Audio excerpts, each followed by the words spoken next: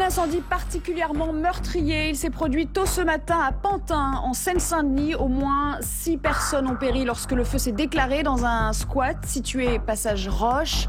4 victimes sont mortes brûlées, 2 autres par asphyxie. Une trentaine de personnes vivaient sur place selon une évaluation de la préfecture. Les pompiers qui ont mis 2 heures avant de maîtriser l'incendie et qui ont ensuite découvert 6 cadavres, 6 hommes qui ont été soit brûlés pour 4 d'entre eux, soit asphyxiés pour les 2 autres.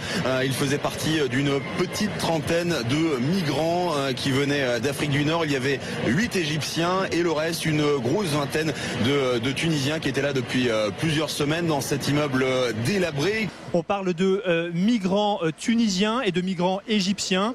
Ils se trouvaient à l'intérieur, certains depuis plusieurs mois, d'autres depuis seulement quelques jours, sans eau ni électricité, dans des conditions extrêmement précaires.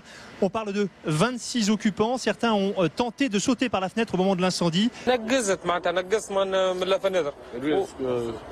Comment on dit, sortir par la fenêtre? Il a dit les gens ils crient, ils n'arrivent pas à se sauver et tout, ils sont coincés au fond, dans une chambre au fond. Donc vous avez vu les gens mourir autour de vous en fait?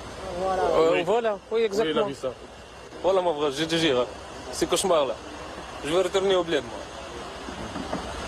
Nous sommes face à une réalité tragique, dramatique de l'immigration clandestine, laquelle s'organise autour de filières qui sont véritablement des filières criminelles, qui rançonnent les candidats à l'immigration et qui, après leur avoir laissé miroiter l'espoir d'une vie meilleure, les laissent tomber et les laissent face à une vie d'errance et souvent de malheur. Je dois vous dire qu'à la fois, j'ai une pensée bien entendu pour ces victimes, mais je pense qu'il faut que ce soit un signal d'alerte. Mais dès que l'hiver va faire sentir sa morsure, compte tenu du nombre de gens qui sont en situation délicate, sans toit, on va avoir une pression encore plus forte cet hiver sur des locaux indignes, avec ce risque qu'hélas nous connaissons régulièrement sur les villes qui bordent le périphérique et qui amènent des gens à se mettre à l'abri dans des conditions épouvantables.